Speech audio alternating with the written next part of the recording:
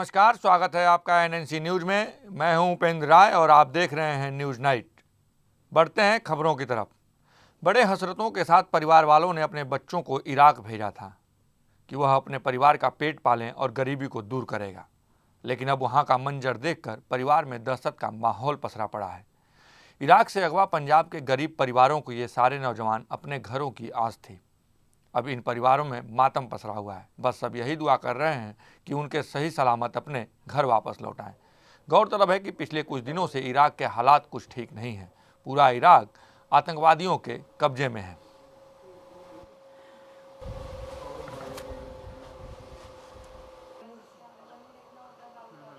मेरा बेटा है जतिंदर से 11 महीने से गया उधर। ਤੇ ਮੁਸੀਬਤ ਤੇ ਫੜੇ ਆ ਹੁਣ मसला हल ही सरकार ही करूगी उन्होंने। तो उन्हें खुद भी नहीं नॉलेज है कि वो अभी कहाँ हैं और कैसे हैं। अभी संडे के बाद तो बात ही नहीं हो रही ना, कुछ भी वो ज़्यादा नहीं बताते। मैंने आपको बोला ना कि वो 1-2 सेकंड से ज़्यादा बात ही नहीं करते हमसे। इराक में ISIS आतंकवादियों ने 40 भारतीय कामगारों का अपहरण कर लिया है।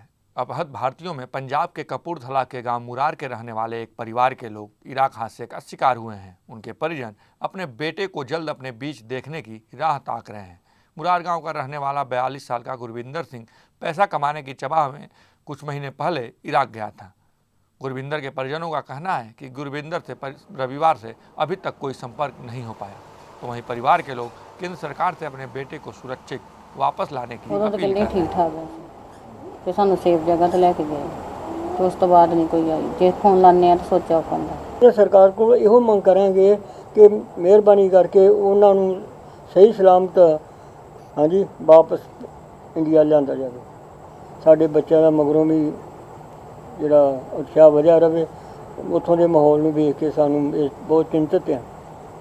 ਸਾਨੂੰ ਮਤਲਬ ਕਿ ਇਸ ਚੀਜ਼ ਦਾ ਬਹੁਤ ਲੱਗਾ ਹੋਇਆ ਹੈ ਕਿ ਜੋ ਉੱਥੋਂ ਦੀ ਕੰਟਰੀ ਦੇ ਹਾਲਾਤ ਨੇ ਉਹ हर कंट्री नालों माड़े। नई सरकार बनने के बाद यूपीए सरकार के कार्यकाल में नियुक्त राज्यपालों के इस्तीफों का दौर जारी है। सरकार की ओर से राज्यपालों से पद छोड़ने के लिए अनुरोध करने के बाद उत्तर प्रदेश के राज्यपाल BL जोशी ने इस्तीफा दिया और उसके 2 दिन बाद ही छत्तीसगढ़ के राज्यपाल शेखर दत्त ने भी अपने पद से इस्तीफा दे दिया। आपको बता दें कि शेखर दत्त ने अपना इस्तीफा राष्ट्रपति प्रणब मुखर्जी को भेज दिया है। गौरतलब है कि मोदी सरकार ने 10 राज्यपालों से इस्तीफा देने के लिए कहा था। एक नंबर पर हिदायतुल्लाह नेशनल लॉ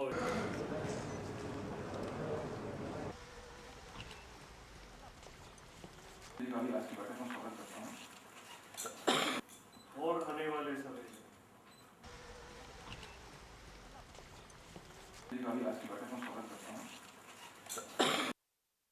दिल्ली के पटेल नगर में फिर एक बार बुजुर्ग महिला की हत्या का मामला सामने आया है। इससे पहले भी दिल्ली में एक रिटायर्ड मेजर की हत्या हुई थी।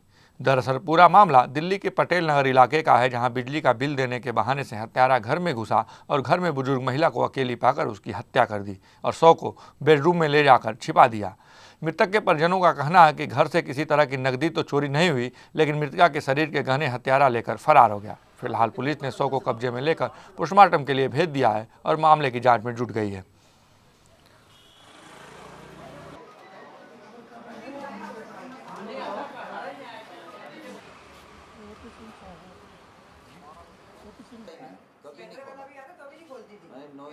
मुझे तो 6:45 मेरे हस्बैंड का फ़ोन आया है कि मैं घर पे नहीं थी। मैं अपनी मदर के घर गई थी अपने बच्चे को पिक करने के लिए 1:30 के करीब। उसके बाद सर्वेंट आया ऑफिस से 2:30 के करीब खाना लेने के लिए। तब तक मम्मी ठीक थी। बिजली का बिल पड़ा था यहाँ टीवी के आगे और आज तक हमारा कभी बिजली का बिल कभी ऊपर नहीं आया। उत्तर प्रदेश में अपराध का ग्राफ कम होने का नाम ही नहीं ले रहा है। सूबे के मुख्यमंत्री भले ही प्रदेश में कानून व्यवस्था में सुधार के लाख दावे कर रहे हों, पर प्रदेश में बढ़ रहे अपराध के सारे दावे खोखले नजर आ रहे हैं। ताज़ा मामला उत्तर प्रदेश के फिरोजाबाद का है, जहां 15 साल की लड़की को कुछ लोगों ने अपहरण कर लिया और उसके साथ छेड़छाड़ की। परिजनों का आरोप है कि लड़की अपने परिवार के साथ घर के बाहर सो रही थी, तभी कुछ लोग टेम्पो से आए और उन्होंने सो रही नाबालिग लड़की को वहाँ से अगवा कर लिया।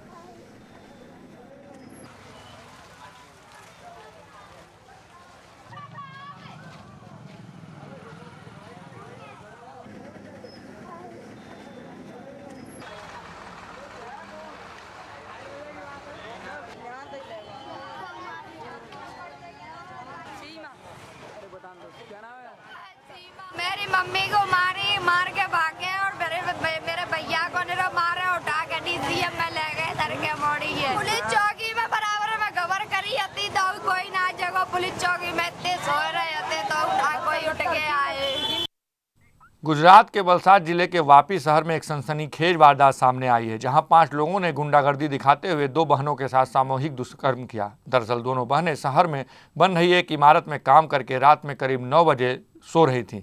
इसी इमारत में सो रही थी, तभी कुछ हथियारबंद लोगों का एक समूह उस इमारत में आया और लोगों के साथ जमकर मारपीट की और 9 साल की लड़कियों को अगवा कर लिया। उनके साथ बलात्कार किया, जो उसी इमारत में काम करने वाली थी। पुलिस ने इस मामले में केस दर्ज कर आरोपियों की तलाश में जुट गई है।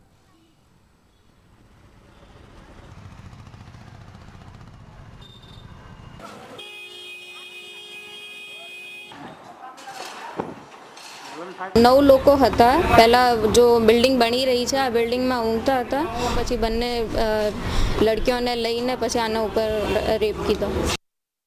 उत्तर प्रदेश में बढ़ रही कानून व्यवस्था को भले ही मुख्यमंत्री अखिलेश यादव लगातार बैठकें कर रहे हों, लेकिन सपा के नेता ही कानून व्यवस्था की धज्जियां उड़ाने में लगे हुए हैं। ताज़ा मामला कुशीनगर में है। यहाँ सपा नेता की गुंडई देखने को मिली, जहाँ सपा नेता ने पूर्व ब्लॉक प्रमुख ने अनुसूचित जाति के ग्राम प्रधान की जमीन पर अवैध कब्जा कर रहे थे, जिसका विरोध करने पर ग्राम प्रधान व उसके भतीजों को सपा नेता गोलबंद होकर हमला कर दिए। हमले में सपा नेताओं ने धारदार हथियारों का इस्तेमाल किया। यही नहीं रुकी सपा नेताओं की गुंडगी, जो लोग छुड़ाने गए उनको भी जमकर पीटा, जिससे कई लोग गंभीर रूप से घायल हो गए।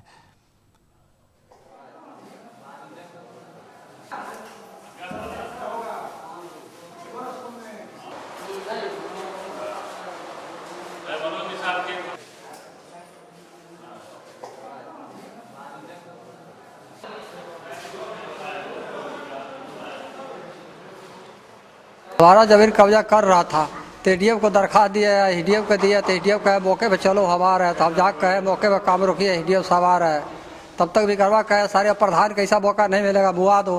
तो जब फरसा चलाया है तो हाथ कट गया है, आप हम गिर गए हैं। तो जब मारने शुरू किया है तो जितने लोग हमको ऊपर गिर गया जान बचाने के लिए, तो सब लोग घायल हो गए।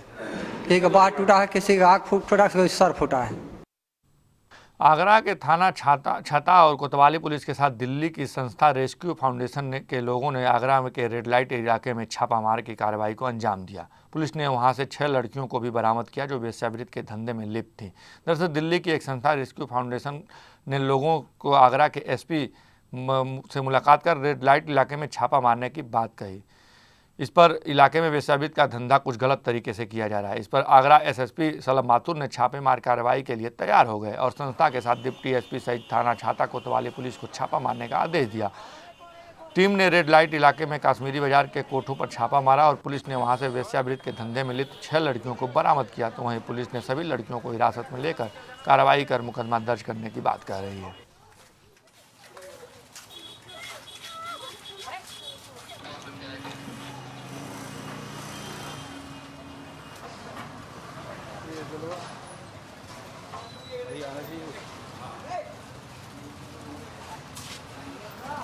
ये देखिए दिल्ली का एक एनजीओ है रेस्क्यू फाउंडेशन, वो आज श्रीमान वरिष्ठ पुलिस अधीक्षक महोदय से ऑफिस में आकर के मिले और अवगत कराया कि एक रेड लाइट एरिया में एक रेड करनी है और उसमें से 6 लड़कियों को बरामद किया गया है।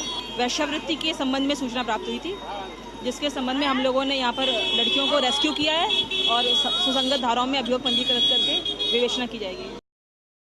भले ही अखिलेश सरकार कानून व्यवस्था को लेकर पुलिस विभाग को किसी भी सूचना पर त्वरित एक्शन लेने के निर्देश दिए हों, लेकिन कुशीनगर जनपद की पुलिस पर इसका कोई असर नहीं दिखता। एक मामला कुशीनगर में देखने को मिला, जहां पुलिस की लापरवाही ने आज एक युवक की जान चली गई। दरअसल कुशीनगर के कसिया थाना क्षेत्र के कुड़वा नगर गांव से 3 भैंस चुरा रहे थे। तभी गांव वालों की जानकारी हो गई, जिस पर गांव वालों ने चोरों को दौड़ा लिया। इससे एक चोर ग्रामीणों के हत्थे चढ़ गया और ग्रामीणों ने उसकी जमकर धुनाई कर दी, उसे अधमरा करके छोड़ दिया। जब पुलिस को इसकी सूचना मिली तो पुलिस मौके पर 10 घंटे बाद पहुंची, जबकि थाने से और गांव की दूरी मात्र 7 किलोमीटर है। तो वहीं 10 घंटे बाद पहुंचने के बाद भी पुलिस ने उस घायल व्यक्ति को अस्पताल ले जाने के बजाय सीधे थाने ले गई। इसके बाद अस्पताल ले गई, जहां इलाज के दौरान उस व्यक्ति की मौत हो गई।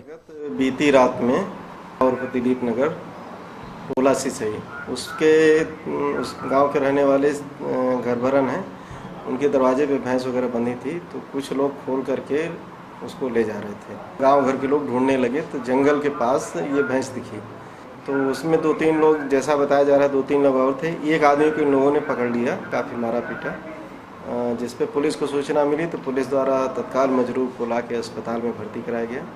ये सुबह कसिया थाने की पुलिस द्वारा इलाज और डॉक्टरी परीक्षण के लिए सुबह हमारे इमरजेंसी में लाया गया था, जिसकी इलाज के दौरान ही मृत्यु हो गई। खबरों में बस इतना ही। देश दुनिया की खबरों को जानने के लिए देखते रहिए आप न्यूज़ नाइट। हमें दीजिए इजाज़त। नमस्कार।